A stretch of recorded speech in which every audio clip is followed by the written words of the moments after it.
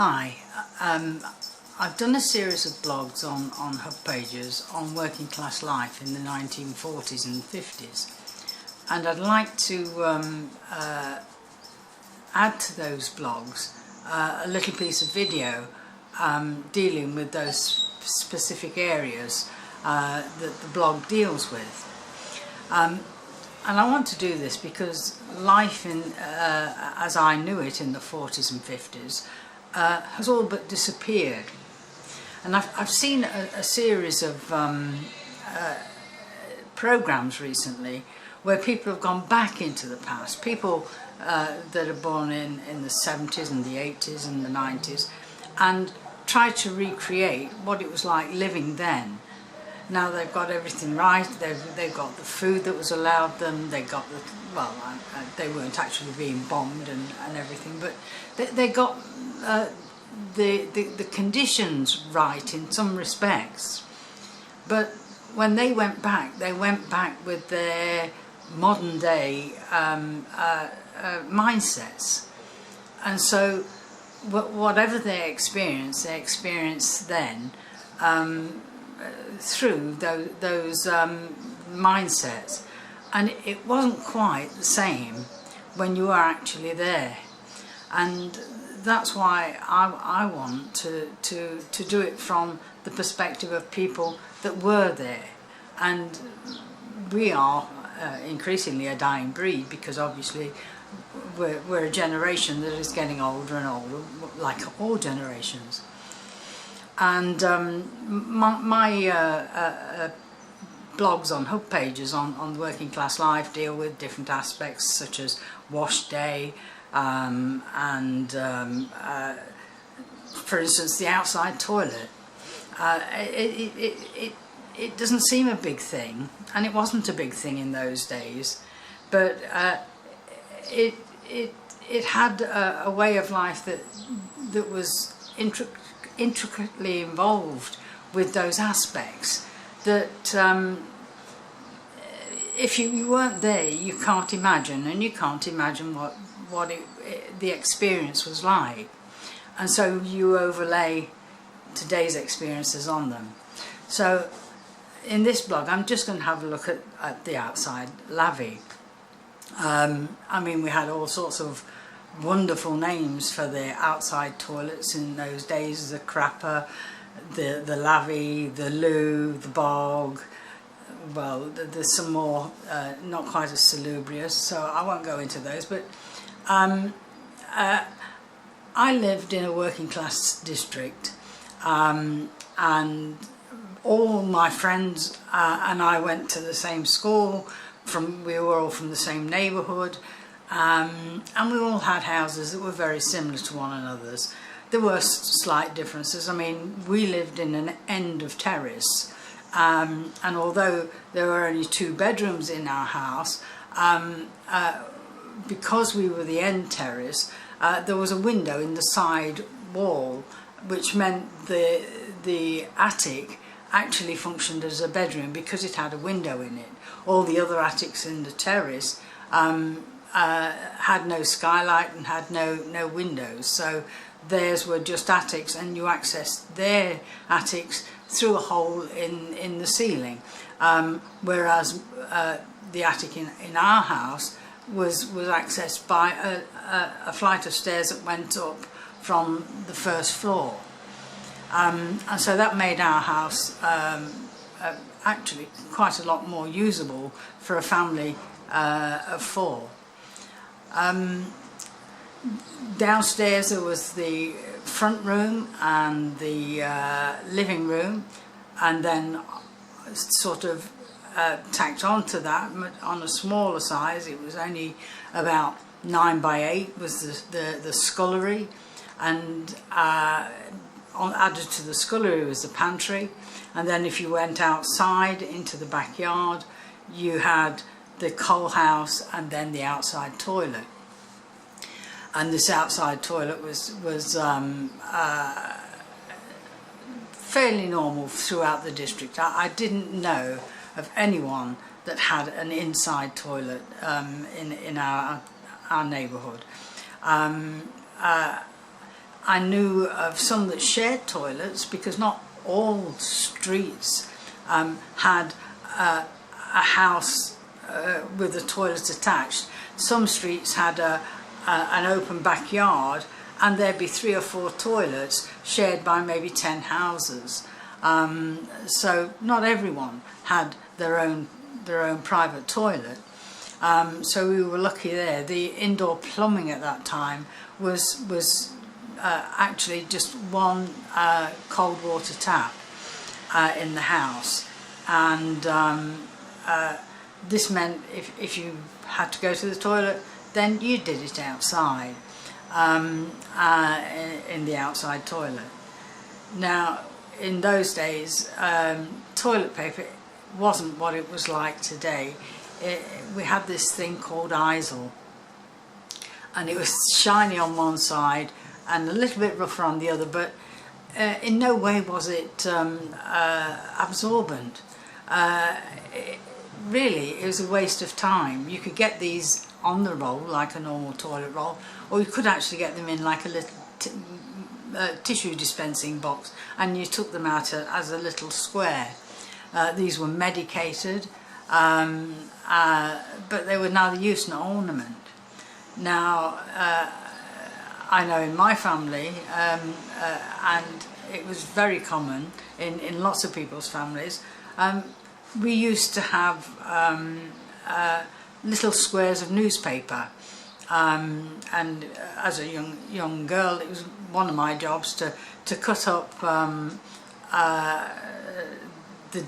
one of the daily newspapers into a series of squares, round about an A5 size, and pierce a hole in one corner and thread it onto some string, and then a string full of this cut newspaper would be hung on a nail behind the door in the toilet. Well, this was quite... I quite enjoyed having this newspaper there, because very often when I sat on the loo, there was no lighting in the loo. It was no electricity ran to the toilet, but there was a space at the bottom and a space at the top of the toilet door, and so daylight used to come in. And in the summer days and the daytime, you had enough light to read by, and so very often you would read the toilet paper. But it was very frustrating sometimes, because you just get to a really interesting bit, and of course it would stop because there was only a small sort of 8x5 piece of paper, and so you'd be searching through the loo paper only to find the part you were looking for had already been used. But it didn't feel like we were disadvantaged. It didn't feel a hardship. It just felt like that was the toilet that we used, and that was the toilet paper that we also used. Now, newspapers were used very widely for all sorts of things back then. I remember if we took a pile of newspapers to the fish and chip shop, they providing they were clean and everything, they would exchange a portion of chips for your newspapers, because they used to wrap the fish and chips up in newspaper back then, and so they were always on the lookout for good clean newspapers. And of course virtually every house back then had at least one newspaper. I mean, in our house we must have had 3 dailies, 2 evening newspapers, and an assortment of comics, because in the 40s and till midway through the 50s we didn't have a television, so newspapers was the means of getting the news, and also it was something that we did. We read the newspapers, we listened to the radio, but not to the degree the that we watch the TV these days. For one, the programmes weren't on all that time. But getting back to the toilet, because it was outside, very often in the winter months, if you didn't have the pipe that the water was in, came through, lagged properly, it would freeze, and so then you'd have no water to flush the toilet. And so what many people did, they had a kerosene lamp or a paraffin lamp that they lit of an evening, and they placed it right next to the pipe that fed the tank, which was always high on the wall, and that heat of that lamp on low through the night was enough in the majority of times to keep the toilet from freezing, because you really didn't want to be without a toilet that you could flush, because that meant you had to fill a bucket full of water in the house and then take it down the backyard and into the toilet and then do the flushing manually. And so this was nice too, because if you went to the toilet in the night time, it still meant that you got light to read by, and it also made the whole toilet a few degrees warmer than it would have been without the lamp being up. It wasn't a thing that you thought twice about, because it was a thing that was as it was. You'd been brought up that way. My mother's house, when she was a girl, had an outside toilet. Her mother's house had an outside toilet. No one that we knew had toilets that were indoors. And so it was not seen as unusual, it was not seen as a deprivation, it was not experienced as a hardship. In fact, many people considered having their own toilet, even if it was outside, and a walk down the back, to the bottom of the yard or to the bottom of the garden, if you were lucky enough to have a garden. They didn't think of it as a deprivation. They thought of it as a real privilege to have access to a toilet of their own. And so I hope you've enjoyed this little preamble down into my past. I hope you've got some idea of how ordinary and normal the outside toilet seemed to those of us who actually used the outside toilet. It felt pretty much like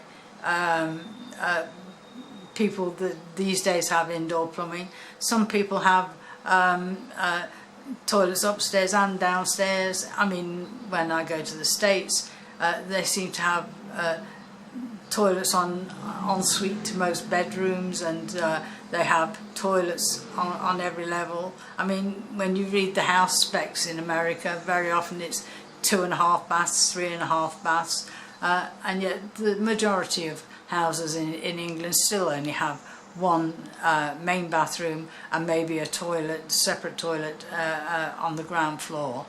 But no one brought up with that arrangement feels hard done by or strange. It just is, and I'm sure as things change in the future, one day people will look back and say, what, only one indoor toilet? And feel amazed that you managed to survive with only one indoor toilet. So thank you for listening or watching, and I hope you'll come back and view one of my next videos. That's if this one works out.